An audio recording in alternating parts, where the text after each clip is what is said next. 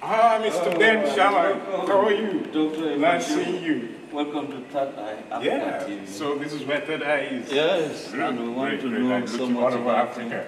A veteran. And the program is Veterans. I didn't know I'm a veteran. We are. Thanks for promoting me. Welcome. This is our studio. Of course, you can see. Yeah. So let's go. Thank you. Thank you.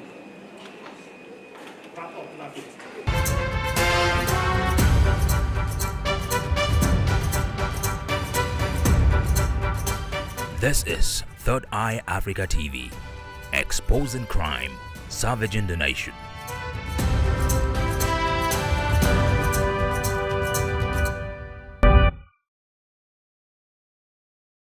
Hello and welcome to Third Eye TV Africa. And today we are looking at the veterans. Who are these veterans? Some could be hiding some illegal mannerism of journalistic instincts. We go looking for them. We go into dark of history. We go deep down to find them. And who are they? Because these are Nigerians who have continued to play their roles in terms of nation building. My name once again is Ben Shaman, the first, very regular on this. And we shall be looking at the journey of a man from birth to today as you are watching us. I'm talking of a journalist of note. I'm not supposed to do the talking. He will do the talking because he is a veteran. How has the journey been so far? Well, he's here to tell us. And I'm talking of Dr. Emman Shehu. I am quiet or silent about his pride and profile. He's here to tell us as a veteran. So I welcome once again to Third Eye Africa TV. So I'm a veteran. Well, okay. When I grow up, I want to be like you. So I think that fired my imagination, and I always wanted to read. I always wanted to write. My mother taught at St. Peter's College, Kaduna, and they had a kind of board in the dining hall called the Petrine Mirror, and the students then contributed to the Petrine Mirror, So as the son of one of the tutors, they kept teasing me if I could write something. So then I was, I think, in primary school. So of course I didn't know if I had anything original, but because there were texts around the house, anything I liked, I would copy, and say adapt. And then the mother told me, you can't say it's your own because it's not your own. So you put adapted by. So I'll put adapted by and I'll put it on the board, and then they'll be like, yeah, Mrs. Shehu's son. So I think that kind of encouraged me. And by the time I got into secondary school, of course, my mother was also a broadcaster. She was one of the first set of broadcasters, female broadcasters in Northern Nigeria. She was also one of the first columns in Gaskiya. Gaskiya She had because of her progressive views and anti-APC, whatever, she had a fallout with the general manager of Gaskiya, Charles Sharp, and at some point she stopped writing. So you could see the background, how that background influenced me. So, which primary school or secondary school did you attend? I attended St. Michael's. Well, first of all, my mother was headmistress of, I think it was Secret Heart, which was along what is now, it used to, Secret Heart College, on the way to the police, whatever, in Kaduna. Police College. Yes, Police College in Kaduna. Okay. I've forgotten the old name. And not St. Anne's? No, not St. Anne's. Secret Heart. Okay. But it was a girls' school, but they allowed the sons of the tutors to do primary 1 and 2. too, and then they could go away somewhere. So you grew among girls. So as the son of the headmistress, so I did primary 1 there, and then of course when it was time to move, I now moved to St. Michael's at Constitution Road. It used to be called St. Michael's Up, and then when I got to a certain level, I now went to St. Michael's Down, which was the one at Market Road, which is now, I think, Taiwo Ibrahim. Okay. And so from there, I went to St. Paul's College, Zaria. My dad wanted... That's in Kufena? Yes, Kufena. So my dad wanted... It's now Kufena, but it used to be St. Paul's. My dad wanted me to go to King's College. So I sat for 2 entrances in class 6. Kufena and St. Paul's and King's College. And my dad was so angry with me that I didn't get into King's College. But I got into Kufena. In fact, from my class, you know that class 6, while my mates were going to class 7, as it was in those days, I now went to Kufena. So he was not even looking at the fact that I even passed St. Paul's. A year ahead. He just got angry. St. Bulus, where you just Paul is Bulus. Yeah. St. Bulus, I should go away with my St. Bulus or whatever. And I think that for quite some time, that created a bit of friction between us because he felt what he wanted. I didn't meet his expectation. But one is rather taken aback when you look at the St. Paul, where your family very close by. Exactly. I thought that would have been an advantage. I think he had high expectations. He was looking at the class, King's College, and whatever. So I think that also made me switch off. My dad was an accountant by training, so it made me switch off. I wasn't interested in anything to do with maths and whatever. So I was more literary inclined. Of course, we had books. Very liberal. Yes. So in St. Paul's, that was another great experience. I got into St. Paul's, and in St. Paul's, the curriculum in St. Paul's did not just emphasize academics. It also emphasized sports and other extracurricular activities. So you were encouraged to be an all-rounder. So what did you do outside academics, sports-wise? I was in sports. I was in hockey. I was in cricket. I was in football. I played for the school teams and also represented the then Northern Nigeria Academicals in hockey, and almost got into the Northern Academicals football team. Then for several years kept playing hockey, played for various state teams and various other clubs. One would have told you we would have ventured into boxing and wrestling. Unfortunately, because of the physique. Boxing, and in fact, basketball came when I was in, I think, 3rd year. But there was something about basketball that never appealed to me, which I now regret. I wish I had explored playing basketball. So basically that was. But and then apart from those sports things, we had very great rivals in Government College Kefi, Government College, what is now Barewa College. So those were big rivals. St. John's College Kaduna. Those were very great rivals of ours. That's present day Rimi College. Yes, Rimi College. Great rivals of ours in sports, athletics, and so on and so forth. But other than that, we also had, and the school encouraged you. You got awards. You were recognized. You were outstanding as an athlete. You got school honors. So it was nice to see that maybe as a junior student you got school honors. So there was a lot of healthy rivalry. We inter-house competitions very keenly contested. and they had a very good grooming program that you discover that junior students would end up playing for the senior team of the school. In fact, we had a couple of people who ended up from the junior year going to the senior team and then getting to play for Nigeria. Now, yes. Now, tell me this. From your background, education-wise, I can hear you talk about St. Peter's, St. Paul, Charles here and there.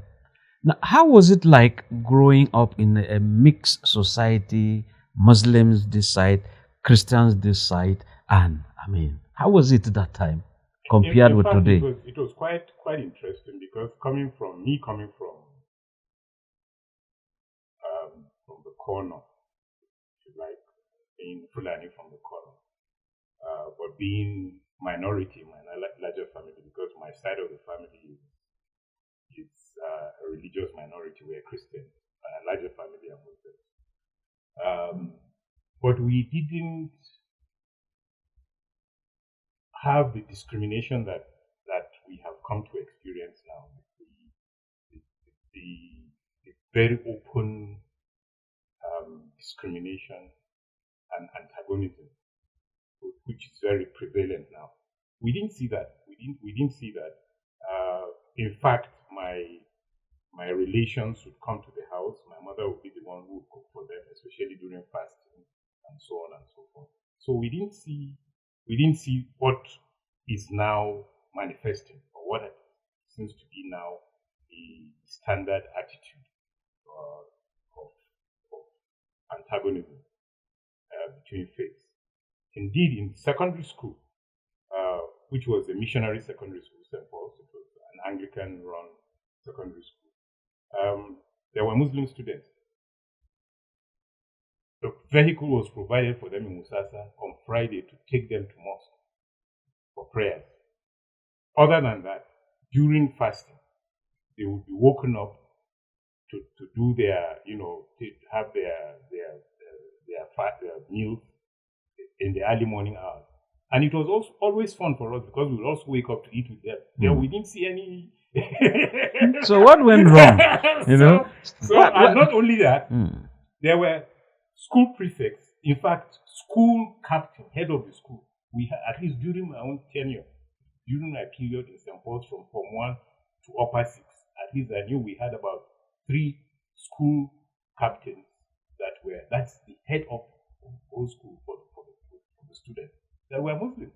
The most prominent being Mohammed, then the current chief of, I can't remember, somewhere in Niger or Kwara, Dr. Mohammed Yahya. He was also the school captain. So what really went wrong? Because if you look at the setting in Kaduna town itself, people from Kakuri down to Sabon Tasha down, they tend to be dominated by Christians. To go anything Kaduna North into have what went wrong? Those days it's manipulation of religion. If you have read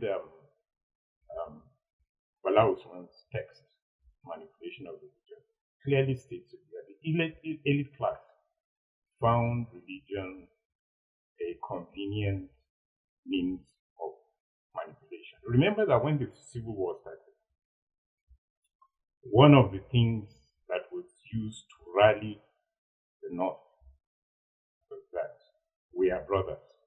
There wasn't any talk of Muslim or Christian. One North. That was what was used to rally the North in the cause of the Civil War. Okay, but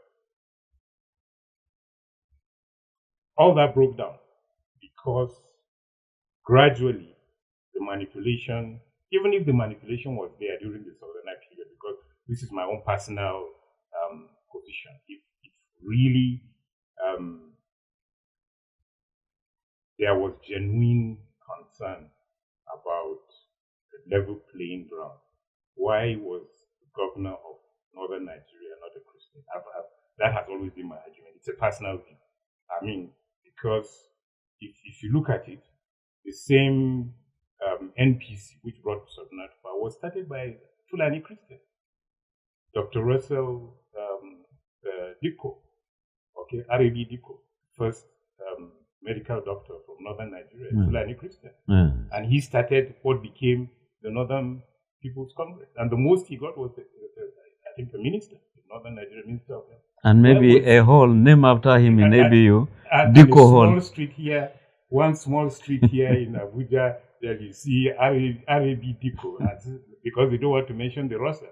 So it's all that kind of, I don't know, all that kind of manipulation and not wanting to accept that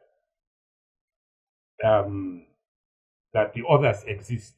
That is where we found ourselves now. This thing of saying the others don't exist. You see, like Zamfara, in my state, Zamfara. You know, when Sharia came in, one of the things, which was again another case of manipulation, one of the things they argued against, they argued to support the creation of Zamfara. That is Yerima, when he was challenged by us. He said flatly that there are no indigenous Christians in Zamfara, which is false. You are one. I'm one. You are an example. In fact, he said there's only one family, and that was not even my family. He said there was only one. And so when we went to court, because then Obasanjo said the indigents, if they feel affected by what has the decision to declare Sharia, should go to court. And then when we went to court, it was the same federal government that was begging us to withdraw the case from court. And we said, no, we cannot withdraw from court because you said the indigenous Christians can go to court if they feel whatever. Maybe overriding interest for peace or something? Yeah, well, they were embarrassed. In fact, Yerima himself was embarrassed when he heard I was the one who took the case to court. Because, of course, in university I was a senior. So he knew me, he knew my family. And he knew how stubborn I can be. And even though we lost the case, we knew we were going to lose the case. But eventually, the appeal court said we had no locus standi. So, you know, that is the British carryover in our legal system. But it established the fact that non-Muslims cannot be brought to a Sharia court. And for us, that was what we were looking for. Okay. So, bringing us back to the issue, the thing is that a lot of extremism has found its way into the religious climate. People manipulate religion, and unfortunately, at the same time, extremism on both sides. Because with the emergence of Pentecostalism, the other side also felt threatened and also became aggressive on their own side. So for those of us who are a minority in the core north, that has become a real problem. Okay. Talking of real problem, you've spent so much of your early life in the state, Kaduna. Yes. And Kaduna today at the point. Up to when states were created, then we went back to our home state. Okay, Zamfara. Yes. Kuje Kufara. You go and start something. Well, Sokoto first and then Zamfara. Okay. Now, let us compare two regimes.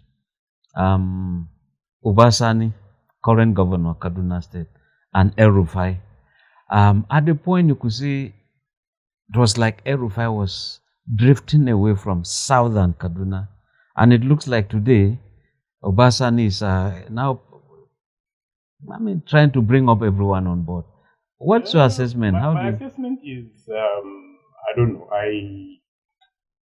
I think that I'm a bit suspicious of Obasani because I do not think the rapprochement is implementing what South Kaduna is really that genuine.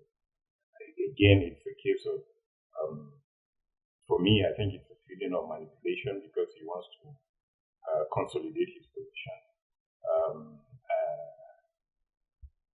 I was saddened by the fact that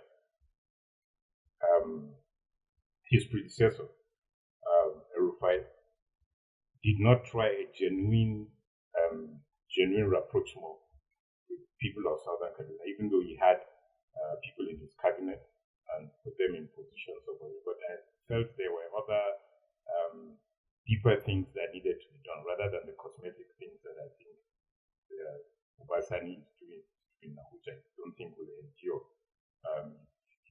somebody replaces him.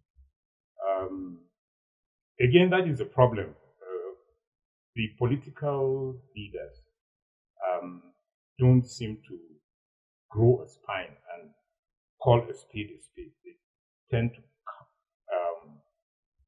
cow under pressure, especially from the ruling class in, say, Kaduna State or any of the northern states. So you discover that the things that are decisions that are supposed to be taken to make us progress, once the religious leaders or the traditional ruling class take an opposite stance, the leader then kills him. And so we keep, instead of addressing serious issues, I mean, let us take Kaduna State for example. Leadership is about providing, uplifting the lives of the people. So why can't you be fair to all your constituents? Why must, even right now as we're talking, the current speaker of the house, look at the things he's bringing to Zaria. Zaria is already choked up with several educational institutions. But look at what he's bringing to Zaria. And that doesn't create harmony among the people. People will seem to feel that, it's because you are from this part, that's why you continue to sideline us and that really brings to mind the state university, for example. Yeah. The days of Ahmed Makarfi, the architect of this university, at the point he needed it even in Manchok, he needed it even in Kafanchan. Okay, they brought it to Kafanchan. Then a campus in Kaduna. Now the Kafanchan campus is virtually almost occupied by lizards.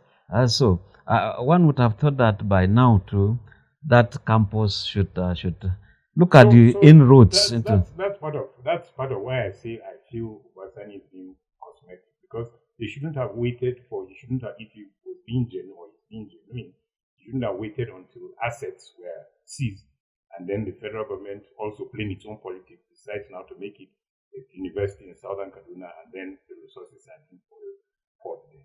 It's one of the things that should have been addressed from the beginning.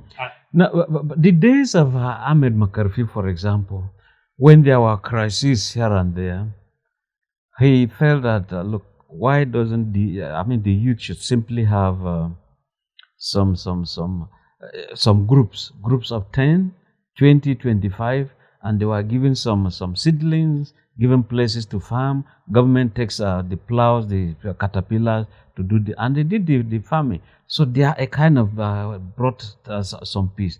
Why is it that some of these governors are not looking at those issues like that? The problem is we have the people. Look at the people who come into leadership. Generally, especially in the north, the people who come into positions of leadership. When we even compare them with their colleagues in the south, we have a serious case of poverty of leadership amongst the people who represent us. There's no doubt about it.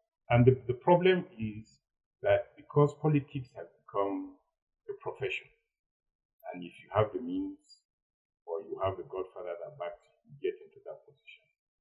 Even without the proven ability or the capability of playing that role, but because you have the backing or you have the financial means to get there. So they get in there, and they really do not have the vision. Let me give you an example. Northern Nigeria, as I keep telling my students, there is no reason why any state in Northern Nigeria should be on the national road. There is no reason. Development, one of the means of development is having energy to drive your various industries and so on and so forth. In the north, we have God-given sunshine. Almost 16 hours of sunshine for almost 7 months, almost 7 months of the year. Why? Then we have wind during the Harmattan.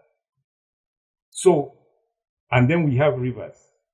It's so southerners who think there are no rivers in the north. You know, those who have not come out who are cocooned in Lagos and whatever, they've never come out or whatever, which is one of the beauties of the research, to enable us really know our country properly. But you come out, we have rivers. Gurara, for instance. Let me give Gurara as an example. Yeah. Okay, let me not go far up. Let me give Gurara. You harness the energy from River Gurara to provide electricity. During the Harmattan, with all the wind, you can have windmill to generate electricity. You have the sun. No northern governor has had the vision of saying, okay, let us go off the grid. We are declaring a state of emergency in electricity in the state. We will harness our God-given resources for energy. And look at how industries will then pick up. Look at industries, but we are all depending on national grid. Even with this national grid that has done, you see how parts of the north are suffering. Up to Sokoto, Kebbi, we are depending on Kaduna, whatever, to provide electricity to that part of the country. No. How can we develop? Exactly. So the governors lack vision, and that is the truth. And I keep telling people, we had ICSA immediately after northern Nigeria collapsed. Why can't the governors visit the ICSA vision, Interim Common Services Agency? There was a blueprint. Why can't they visit that blueprint, even if they have no other vision, and build on the blueprint of ICSA? Okay. Well, we've been talking about development now. Let's go into your profession, your chosen career. As a journalist, we know that you are also the director of the International Institute of Journalism based here in Abuja. And so we want to know your journey into journalism, starting from your A levels to the university level. So like I said, it started from interest in writing at home, getting into St. Paul. We had what was called the house magazines. We had house magazine competitions, so every house had to produce. These were handwritten in big hardcover textbooks. You had to produce magazines, and there was competition among the 6 houses. Okay, I can see my studio manager telling me to know that we should go on a small break. Okay, so a small break. When we come back, you still continue with this. Okay. How did you go into journalism?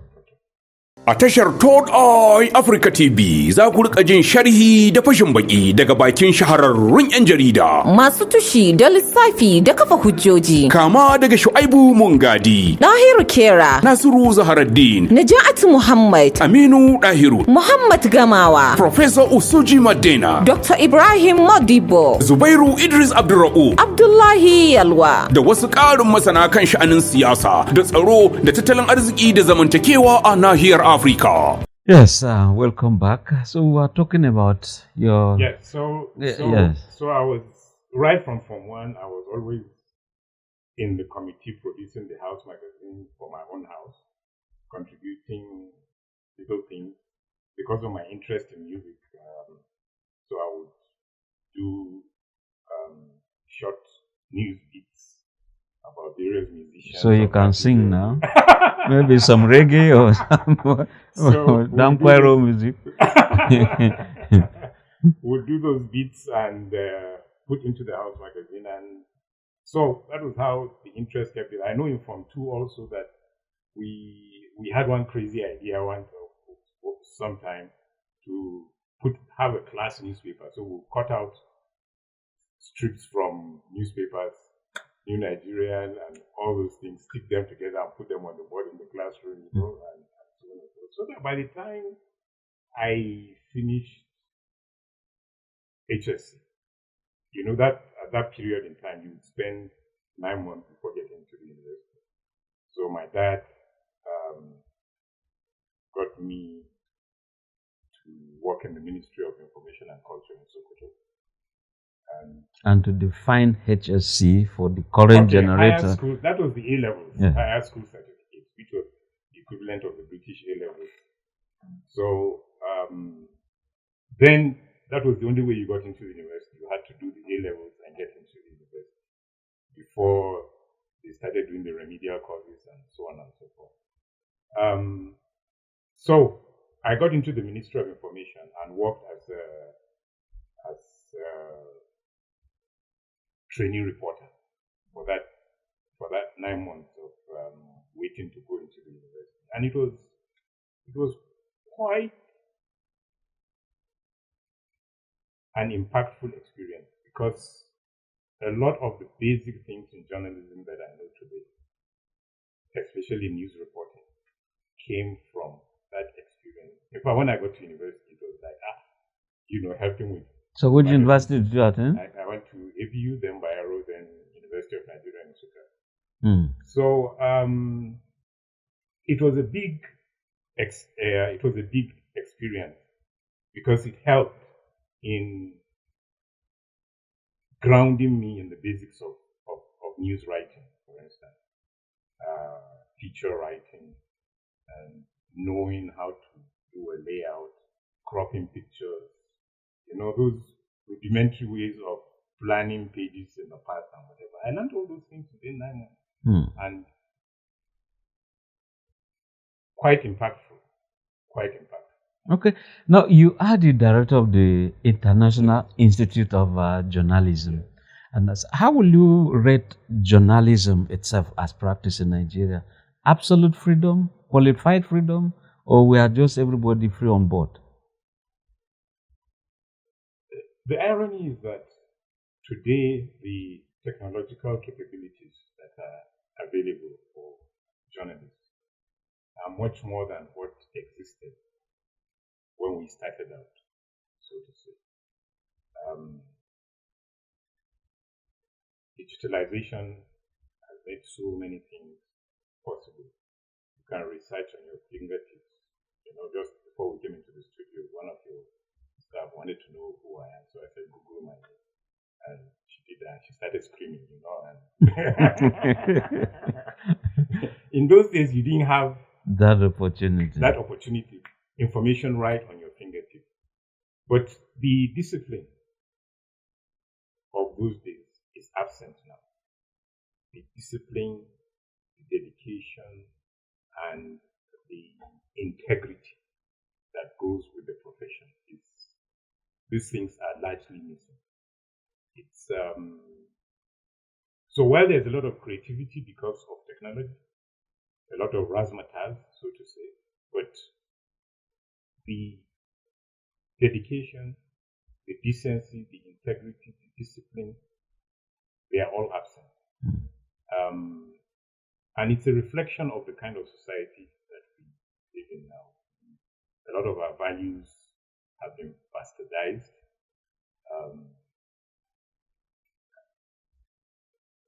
The get-rich-quick syndrome has meant that people are ready to sacrifice fundamental values. I was meditating this morning, and what struck me at the end of the video was the fear of God is the reason why it's the bottom line of our existence. There is no fear of God today, sadly. And once there is no fear of God, which has been replaced by the fear of man, so you see a lot of the bastardization of not only journalism, but all the professions that we have in the country. Yeah, now that brings to mind this issue of the social media, where some people say every citizen is a journalist. It has reached an extent that you see some very young people taking on men of integrity in society, rubbish them on social media. What's really happening here? What's your take on what is happening? Again, I have always believed that there is nothing like citizen journalism. I know it's a minority opinion, but I always tell my students, my postgraduate students, that don't deceive yourself. The reason why you are in the institute is to know the principles of journalism, because journalism is a profession, and like every other profession, there are some rules that are cast in stone. Technology cannot change those rules. No matter what technology comes, those rules are foundational, and they are the things that give the profession its identity.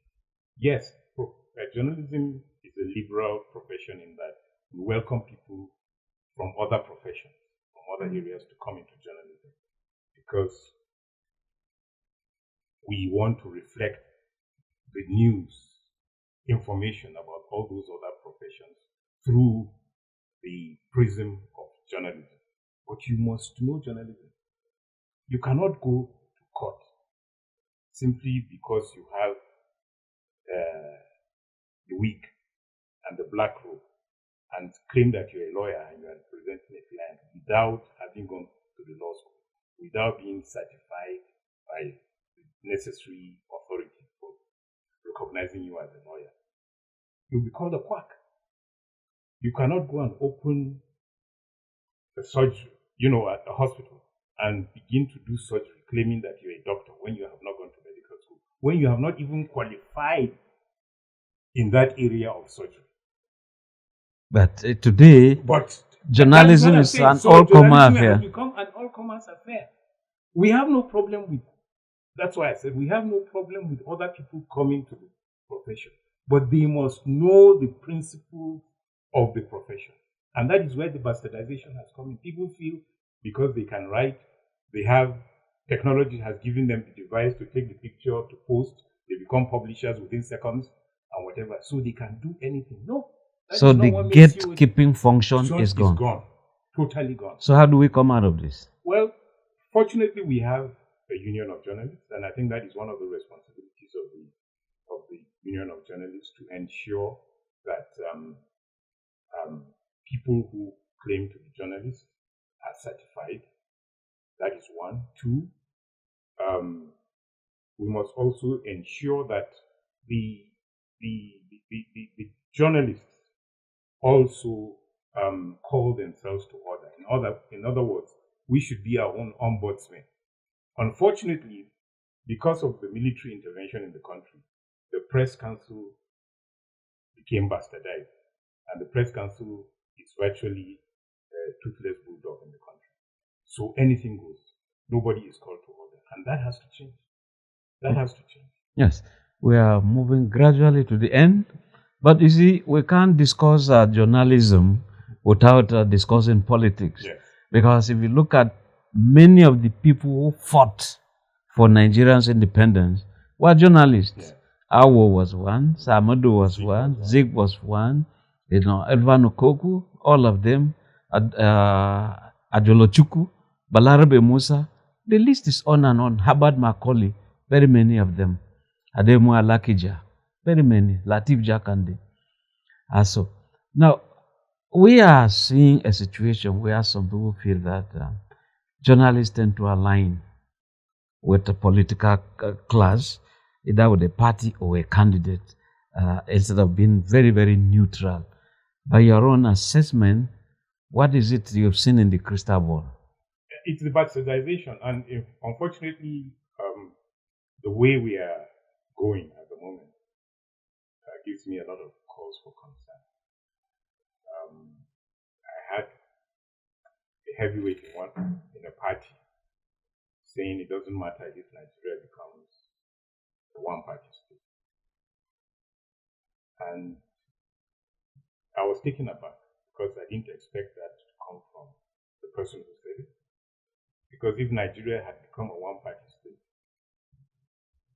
years ago, when we were on the verge of being a one-party state, he wouldn't have gotten to where he is today. So there is a fundamental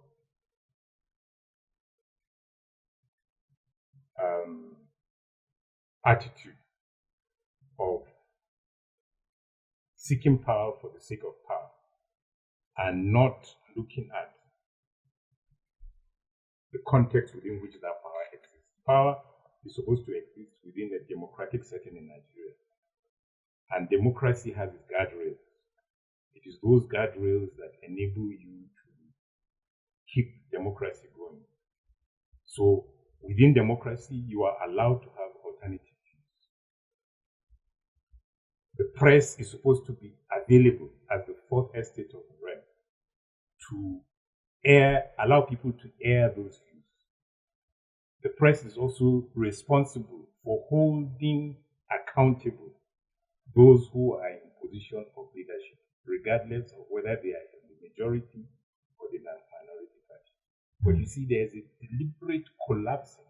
We are working towards deliberately collapsing all these guardrails and insisting on turning the press into a megaphone for the group, for whoever is in power, whether at the local government, state, or at the federal level. And if we are not careful, we'll end up like America. How? Having a leader who wants to rule like a king.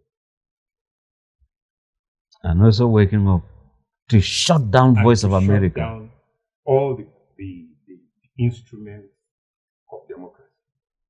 And America is not upside down. It's turning upside down. I mean, nobody can believe what is happening. And that is what happens when you take democracy for granted. Now, I can see that, is it that we are taking democracy for granted now? I saw that El-Rufai pulled out from APC. There was the ripple. It was the talk of the town. But like it said in Nigeria, every week, one big news. Every week, one big news in Nigeria. Today, we are seeing people just moving. As El-Rufai pulled out, more people, including governors, are going to the ruling party. It's part of what I'm saying. It's the way we want to practice democracy in Nigeria, where you have one party that dictates everything, where the only means that you survive a professional politician is if you are in power. And that is not democracy. That is not democracy. I mean, where will a governor with all the arsenal he has feel, okay, he's more protected from opposition, is crossing over to APC? Meanwhile, Oshimole, former chairman, said, if you cross over, your sins are forgiven. Yeah, because now he has, several years later, he's now retracting that statement. But it's there standing. But that it was a mischievous reporter who put it. No, it wasn't a doctored voice. And why did he wait until all these years to retract, to make the retraction? But you see, that is part of the arrogance of people in power. When people are in power, and unfortunately in a situation where we don't want a level, democracy is supposed to give a level playing ground. They don't want the plain level ground. They want to hold on to power. And then they use the instruments of power to coerce people, especially if they know people have weaknesses, faults, or they have some skeletons in their cupboards, to force them to come on their side so that they can continue to stay in power. Part of the beauty of democracy is that nobody is above the law. And so all the institutions that are supposed to function within the tenets of law, whatever they are doing, whether it's EFCC or whatever, should do their work without looking at who is having a problem. Sadly, as we speak here, a lot of the leadership in the country all have cases with EFCC. But they are the ones in government. Leaders, that's what I'm saying. And yet they are the leaders of the country, which speaks to the moral bankruptcy of a nation. So will you think that it's right or apt that whoever has a case in court, that of corruption with ICPC, EFCC, or any other agency, should not contest unless it's cleared? Exactly. That is what it should be. I mean, look at where in advanced democracy, even a slight scandal, the person leaves office. Slight scandal. We're not talking of the humongous scandals that these people have. And they're sitting pretty.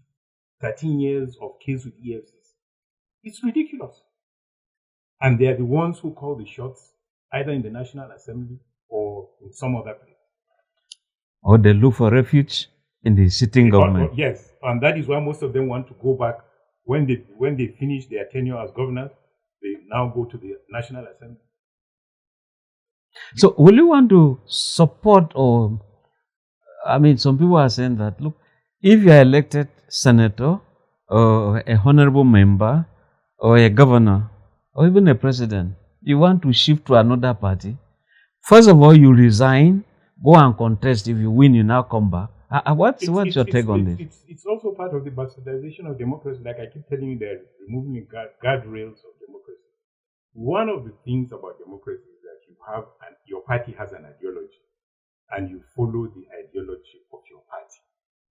So it makes no sense that you are crossing over from one party to the other, which means that you have rubbished the ideology for which you stood, for which you were elected.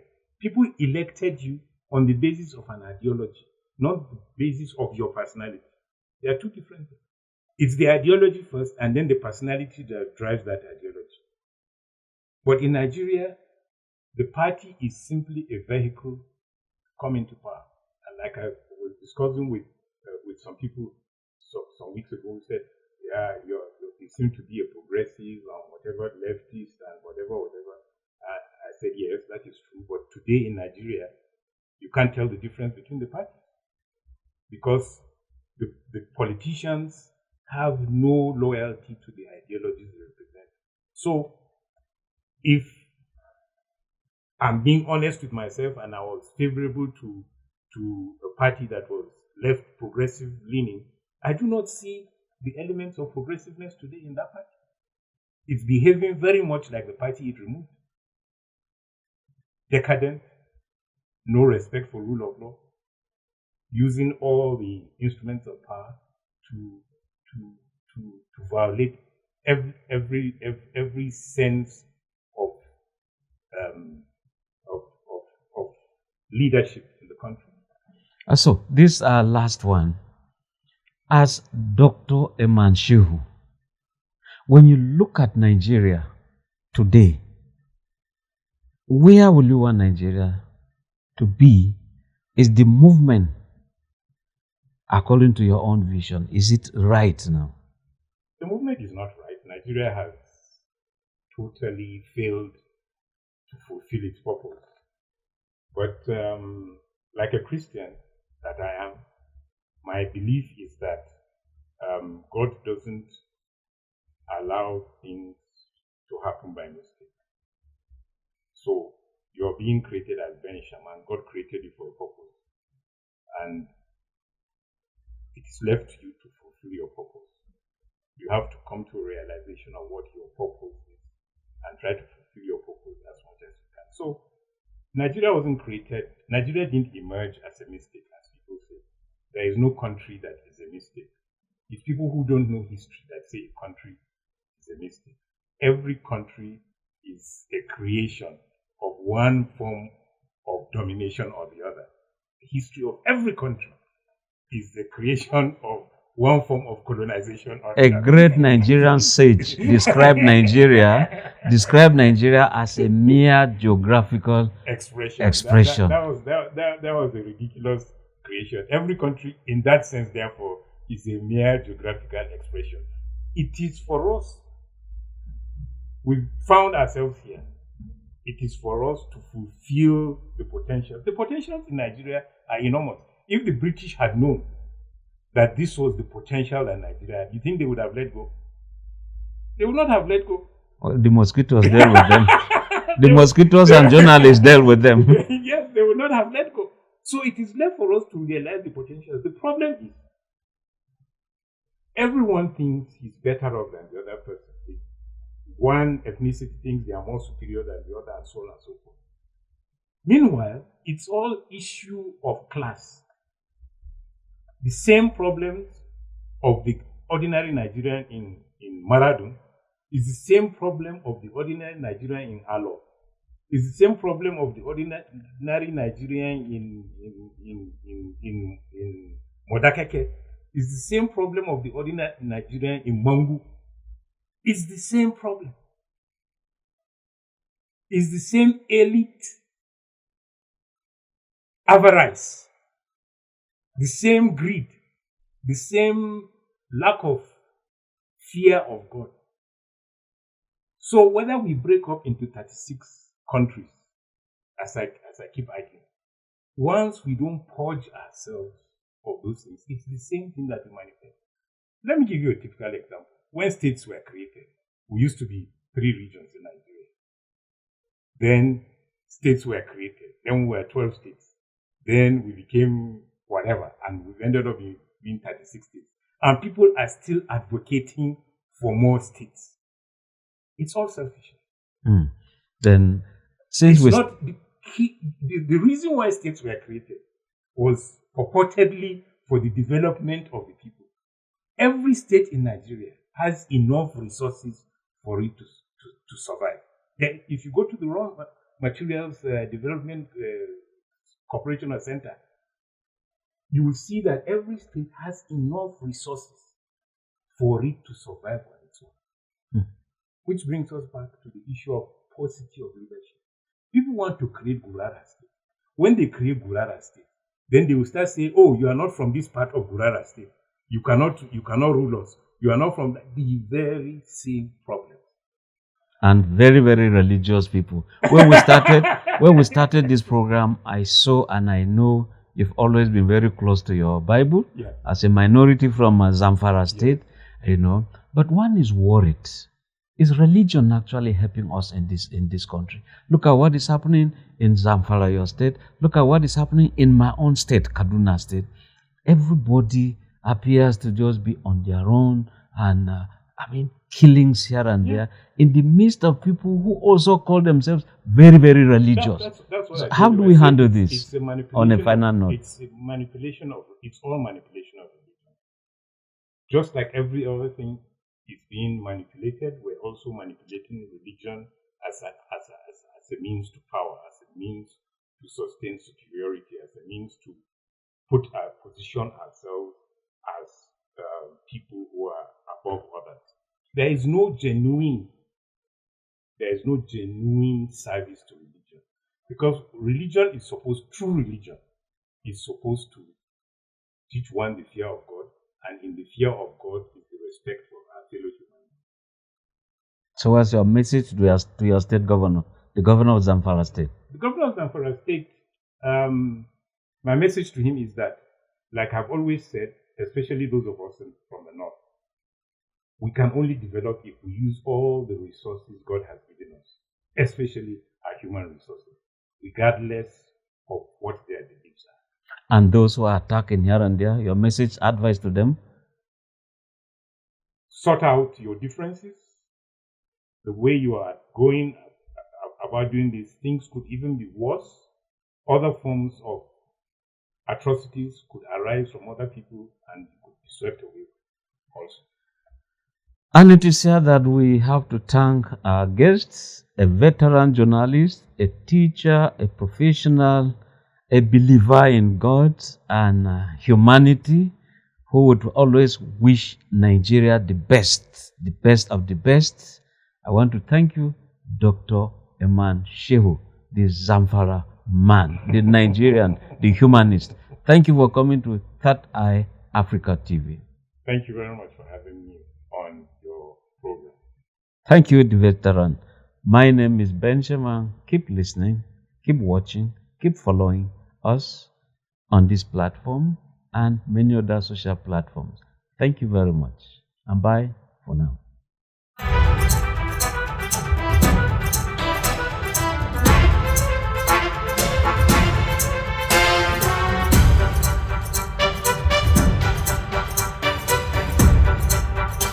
This is Third Eye Africa TV.